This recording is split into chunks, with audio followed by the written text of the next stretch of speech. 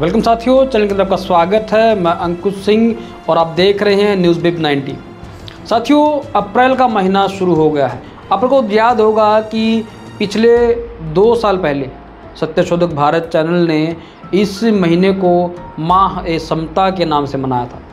इस माह समता के नाम से मनाने का आखिर क्या कारण रहा है और अप्रैल महीना ऑल इंडिया के पूरे ऑल इंडिया के लिए स्पेशल क्यों है। और उसके साथ में एक खास बात यह भी है कि यह जो अप्रैल का जो महीना है यह माह ए समता क्यों मनाया गया था। इसके साथ में एक खास बात यह है कि इसके अंदर विशेष दिन कौन से हैं और उन दिनों को मनाने की प्रक्रिया क्या है, वह भी हम लोग आपको पूरी की पूरी जानकारी आपको देंगे। यह जो महीना जो है यह जैसे ही शुरू होता है इसके अंदर एक तारीख आती है जिसके अंदर भारत के अंदर इसको अप्रैल फूल के तरीके से मनाया जाता है।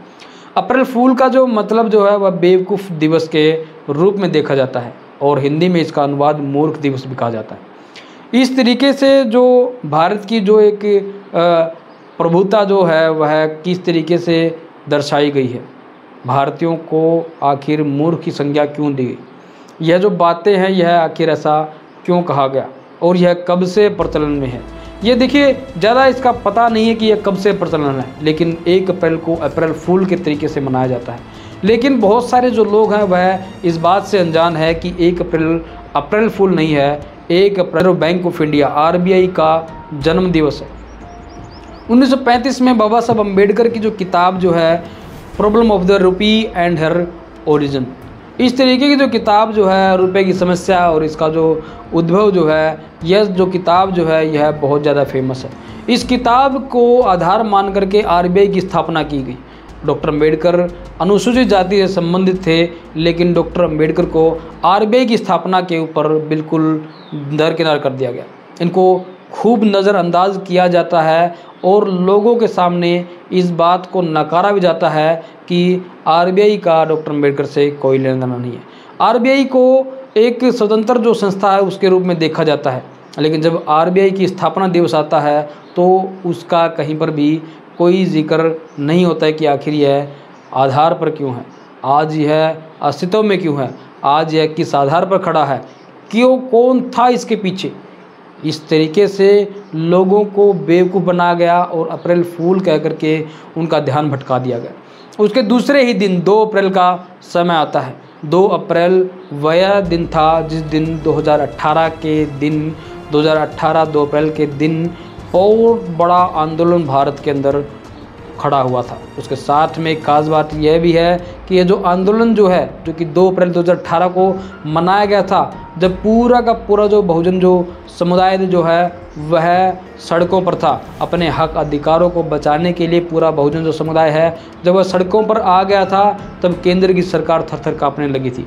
इस आधार पर लोगों के सामने इस दिन को 14 अप्रैल के साथ में, 11 अप्रैल के साथ में, 9 अप्रैल के साथ में और 20 अप्रैल के साथ में जो तमाम जो दिन हैं उनके साथ में मनाया जाता है।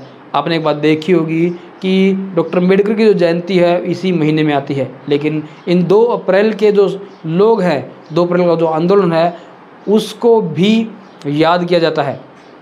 आपको एक बात बता दें कि इस आंदोलन के अंदर 13 जो लोग मरे थे, 13 जो लोग पुलिस के द्वारा या फिर भगदड़ में मरे थे, उनको शहीद की श्रद्धांजलि करके लोगों के बीच में ले जाया जा रहा है और उनको एक तरीके से आदर्श पुरुष के रूप में देखा जा रहा है, क्योंकि यह लोग लड़ते हुए मरे थे और अपने आंदोलन को बचाने के लिए, अपने अस्तित्व को बचाने के लिए, अपने अधिकारों को बचाने के लिए उस आंदोलन में इनकी आहुति चली गई। उसके साथ में एक खास बात बता दें कि विश्व के अंदर जब अछूतों को शिक्षा का अधिकार नहीं था, तब जो ज्योतिबा फुले थे, ज्योतिराव फुले जो थे वह आए और उन्होंने अछूतों के लिए समान अधिकार रखने शुरू किए।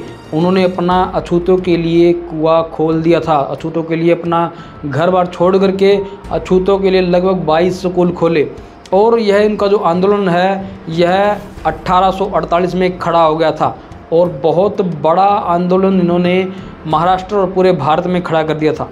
ज्योतिबा फुले साहब की जो जयंती जो है वह 11 अप्रैल को मनाई जा रही है। उसके साथ में 14 अप्रैल का भी जो एक दिन है वह बहुत ज़्यादा पूरे विश्व के लिए बहुत बड़ा दिन माना जाता है। डॉक्टर अम्बेडकर का जन्म 14 अप्रैल 1991 में हुआ था और उनके जो जन्मदिन जो है वह पूरे के पूरे भारत में मनाया जाता है।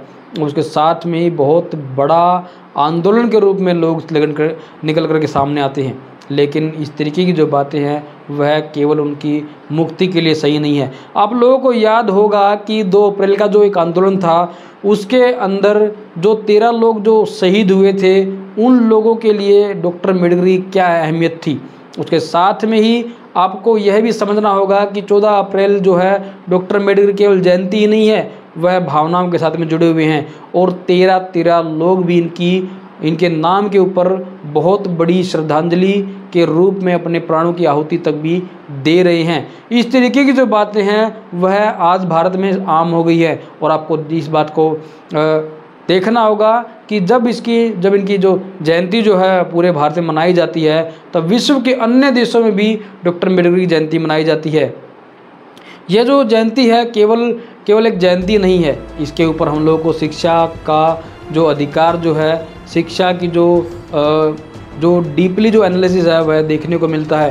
डॉक्टर अम्बेडकर ने अपने जीवन में बहुत सारी पढ़ाई की, बहुत सारी कठिनाइयाँ सही, बहुत सारे दुख झेले, बहुत सारे आंदोलन किए और उनके अंदर से बहुत सारे ऐसे आंदोलन थे जो कि अगर वर्ल्ड में अगर हम लोग जाकर के बात करें तो वह आंदोलन जो हैं वह अगर किसी के सामने डिस्कस भी किए जाते हैं तो हमको खुद को शर्म आ जाए।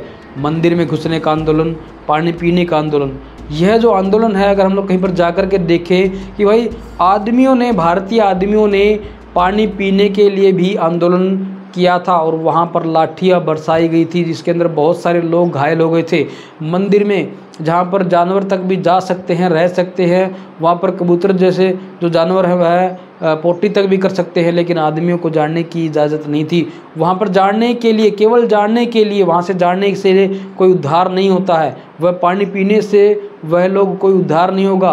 केवल यह बताया जा रहा था उस आंदोलन के ज़रिए कि जहाँ पर जानवर तक जा सकते हैं वहाँ पर इंसान क्यों नहीं जा सकता है। केवल इस आधार पर यह आंदोलन खड़े हुए और वह आंदोलन विश्व भर में आज पढ़ाए जाते हैं, लेकिन इस तरीके की जो बातें हैं वह भारत में क्यों दरकिनार की जाती हैं। यह मुख्य कुछ दिन थे। इस अप्रैल महीने के ऊपर हम लोग एक पूरा वीडियो लास्ट में जारी करेंगे और कब कब क्या क्या हुआ था हम लोग उसका पूरा का पूरा एनालिसिस देंगे, जिसके अंदर सम्राट अशोक मौर्य वंश के जो शासक जो थे उनका भी जन्म दिवस इसी महीने में आ रहा है। और यह सबको जान करके बहुत ज़्यादा खुशी भी होनी चाहिए कि सम्राट अशोक की जो सल्तनत जो थी, जो बौद्ध विहार बनाए गए थे, जो स्तंभ जो खड़े किए गए थे, जो अशोक स्तंभ जो पूरे भारत में बनाए गए थे, वह अब खुदाई में निकलने लगे हैं। और हम लोग इसको पूरी की पूरी तरीके से आप लोगों के सामने लेकर के आएंगे कि कहाँ कहाँ पर सम्राट अशोक की खुदाई हो रही है,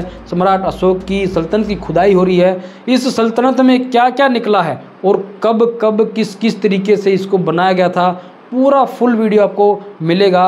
अगर आप चैनल के ऊपर नए हैं तो सब्सक्राइब ज़रूर कर लीजिए और अपने दोस्तों के साथ में इसको ज़रूर शेयर कीजिए।